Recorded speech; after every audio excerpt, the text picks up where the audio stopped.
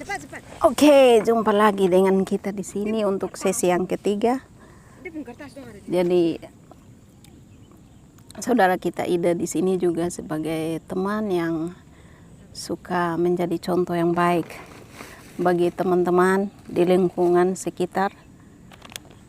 Jadi itu sangat bagus untuk teman-teman yang baru datang juga, apalagi jadi mereka tidak begitu berfoya-foya tentang kehidupan di negara yang berkembang ini di Singapura. Jadi saudara kan pasti sangat melibatkan Tuhan dalam setiap aktivitas rutinitas setiap hari. Ya. Jadi Sudah pasti. bos tidak marah jika ada kita berdoa. Ya itu gimana ya, kita harus kita mengerti bagaimana cara waktu. Yang penting kita itu bekerja yang maksimal bagus. Kita mengerti juga bos, bagaimana pekerjaan kita yang lebih penting dulu yang diselesaikan. Ada pekerjaan yang lebih penting yang diselesaikan. Nah, jadi misalnya udah sore agak berkurang, tidak terlalu berat pekerjaan, jadi dari situ bisa kita juga sambil mendengar firman Tuhan. Tapi mendengar firman Tuhan itu saya tidak menunggu harus ada waktu ya, saya tunggu ada waktu dulu pakai waktu, tidak. Karena itu kalau ditunggu waktu itu udah nggak ada itu, karena dalam pekerjaan sangat banyak pekerjaan. Tapi saya berpikir itu saya belajar dari YouTube bagaimana cara masuk di YouTube Alkitab bisa saya dengar sambil bekerja. Ya kan ada audio, jadi itu bagus. Saya tidak menunggu kalau hanya di gereja aja, hanya sekolah Alkitab saja, tidak. Sampai kapan? Sampai kapan itu? Tapi kita itu harus juga berpikir berpikir logika ya. Oh seperti ini, jangan menyerah gitu. Jangan menyerah. Jangan pantang menyerah. Mencari pengalaman itu di dalam rohani, di dalam Tuhan, bukan hanya pakai batasan ya. Oh harus di gereja atau harus di sekolah Alkitab. Tidak. Jadi dimanapun kita berada. Apalagi zaman sekarang sudah canggih ya. Pasang kita di handphone Alkitab. Ada Bible audio. Dan ada saya berpikir baik. Saya biasanya kalau ada wifi dikasih bos, mungkin teman-teman juga saya tidak tahu bagaimana memanfaatkan wifi. Ada juga yang dapat, tapi segala sesuatu tergantung di kehidupan setiap orang, apa mereka mau gunakan wifi dengan baik-baik. Tapi saya berpikir saya menggunakan wifi untuk saya berkembang pengetahuan rohani di dalam Tuhan, karena di dalam Tuhan ini dalam pekerjaan kita, dalam kehidupan kita itu selalu baik. Kita bekerja keras tanpa kita mengenal Tuhan, nggak akan bisa mendapatkan yang hati yang damai. Hasilnya juga nggak akan dapat. Tapi saya seperti itu, saya sambil bekerja, saya tidak mau menunggu atau menyerah atau menunggu dulu informasi dari teman, dari orang, atau menunggu dulu diajari. Saya enggak.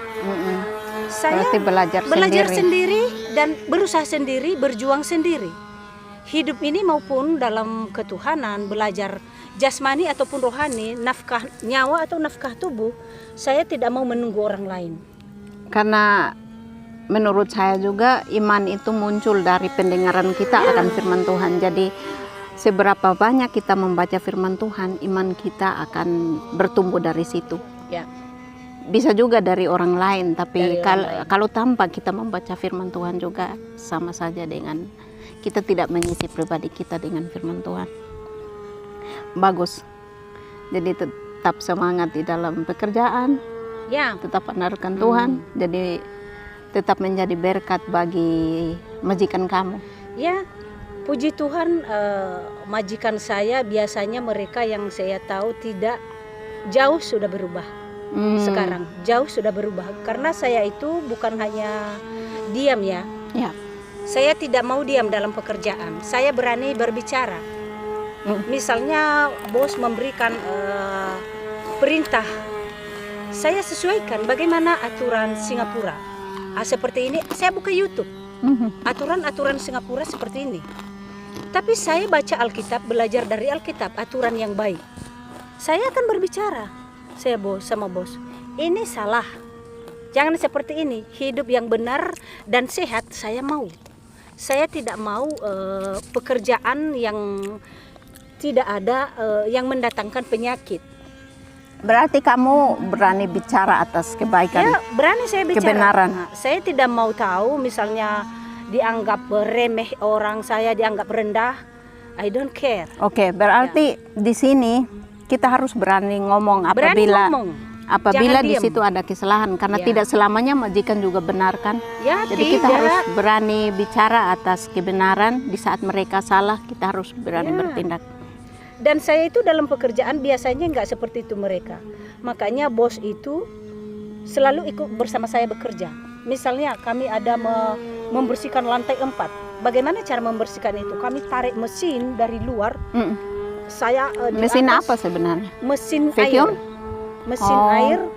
Kami cot dari untuk luar. cuci lantai. Iya, kan ada untuk mesin itu untuk membersihkan. Jadi saya bilang kan ada biasa untuk membersihkan orang kan, yang membersihkan apartemen, rumah khusus orang kerja. Jadi saya bilang sama bos, coba kita bersihkan, coba saya.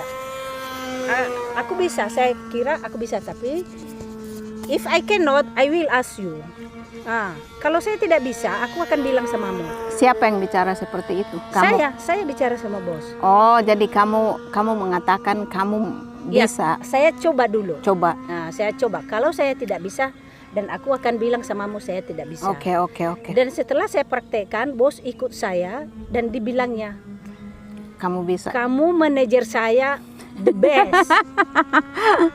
Jadi bos angkat kamu jadi manajer ya. Manajer pribadi. Oke. Dari situ pekerjaan saya dinilai apa yang saya bilang seperti ini. Ya, jadi di sini saya ingin untuk menjelaskan, manajer di sini teman-teman bukan karena manajer di kantor sebagai teman-teman yang bekerja di perkantoran, tapi dia mengatakan manajer di sini karena bos sangat mempercayai dia dalam segala hal.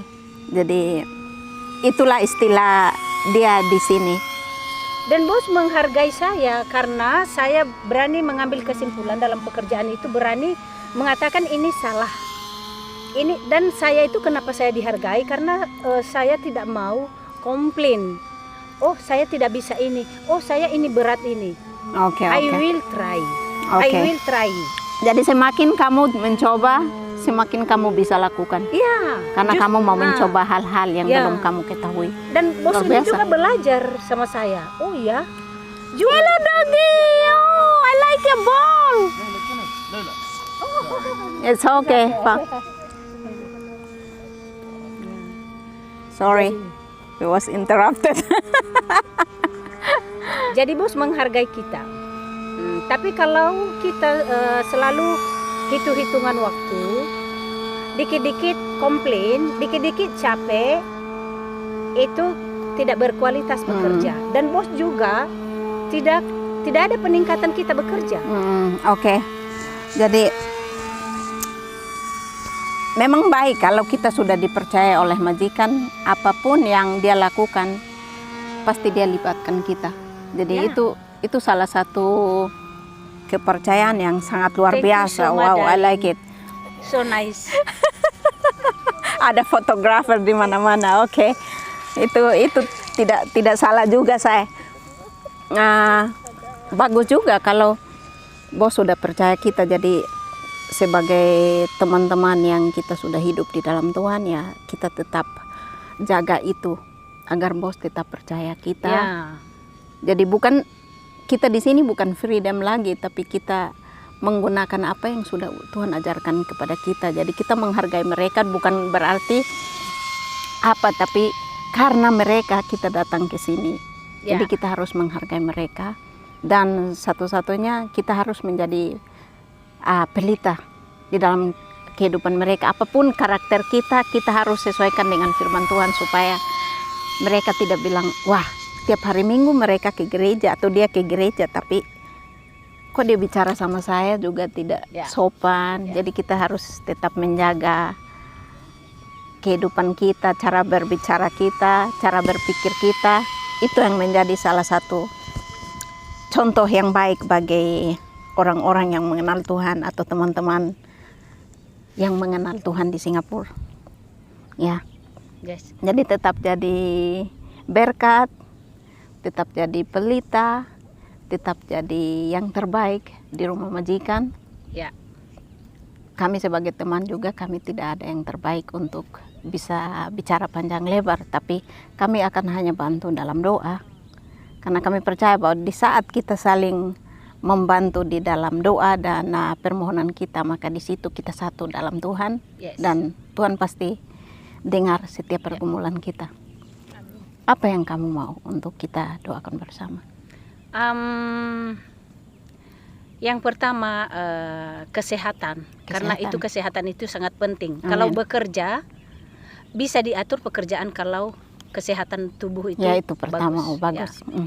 Bagaimanapun pekerjaan bagus, keuangan bagus, kalau badan tidak sehat banyak sakit-sakit.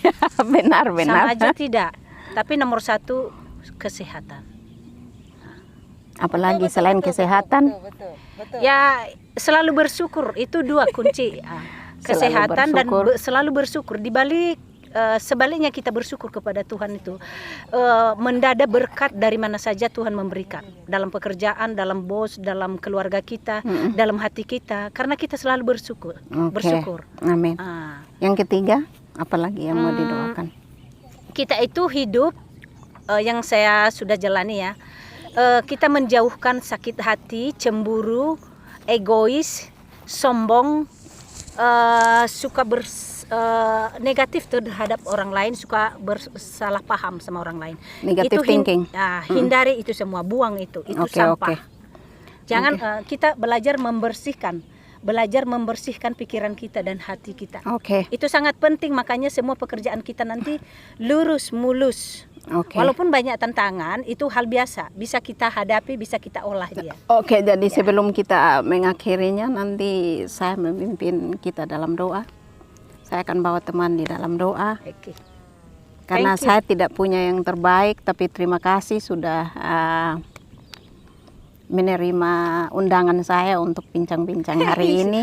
Thank you. Untuk menyaksikan kasih Tuhan dalam kehidupan saudara, dan terima kasih menjadi berkat bagi orang lain dimanapun mereka berada. Dan kita akan berdoa ya. Saya akan mendoakan kita sebelum kita pulang karena mau bawa Dogi turun lagi. Sudah jam 6. Ya. Kita akan satu dalam doa. Saya akan berdoa, mendoakan teman. Mari kita berdoa. Terima kasih Tuhan. Terima kasih Bapa yang berkuasa di atas kehidupan kami. Bapa yang punya kuasa di atas kehidupan kami, dan setiap berkat yang kami miliki adalah milik Tuhan. Terima kasih Bapa, Engkau sudah memperkenankan hamba-Mu bersama Ida untuk mengadakan bincang-bincang kami pada hari ini. Terima kasih Tuhan, karena segala sesuatu yang kami bicarakan bukan karena kehendak kami, tapi untuk kemuliaan bagi nama-Mu. Bapa, kami berdoa pada saat ini, hamba berdoa kepadamu, Tuhan, Engkau mau berkati akan Ida agar di dalam pekerjaannya Tuhan, Amin. di dalam pekerjaannya yang banyak Tuhan, Engkau selalu dan senantiasa campur tangan agar dia tetap memuliakan Engkau. Bahwa di sana dia bukan sendirian Tuhan, tapi Tuhan Engkau selalu dan senantiasa jalan bersama dia. Amin. Di dalam segala hal. Kami percaya bahwa walaupun rumah begitu besar, tapi hamba percaya bahwa kuasa Tuhan akan selalu dan senantiasa memimpin kehidupannya. Dan dia menjadi berkat bagi keluarga India ini, bagi kemuliaan bagi nama-Mu. Bapa, kami percaya bahwa dimanapun Engkau menempatkan kami, kiranya kami menjadi berkat dan pelita bagi orang-orang di sekitar kami. Terima kasih Tuhan. keluarganya di Indonesia. Tuhan, Engkau memberkati mereka, apapun yang mereka cita-citakan di dalam kehidupan mereka, masa depan mereka, Tuhan Engkau campur tangan. Bapa, pada jam saat ini juga hamba berdoa Tuhan, Engkau memberkati majikan ini, agar majikan ini tetap dan senantiasa sehat di dalam tugas dan pekerjaan mereka, dan menjadi berkat buat saudara Ida. Kami berdoa kepadamu pada saat ini dengan tidak beralaskan nama lain Tuhan, hanya beralaskan nama anak Yesus Kristus yang adalah juru selamat kami yang setia. Di dalam nama Tuhan Yesus kami berdoa mengatakan amin. Terima kasih. Thank you so much. Tuhan Yesus berkati. Amin. Sama YouTube. Terima kasih teman-teman. Sampai jumpa di lain video. Foto Kak Ida.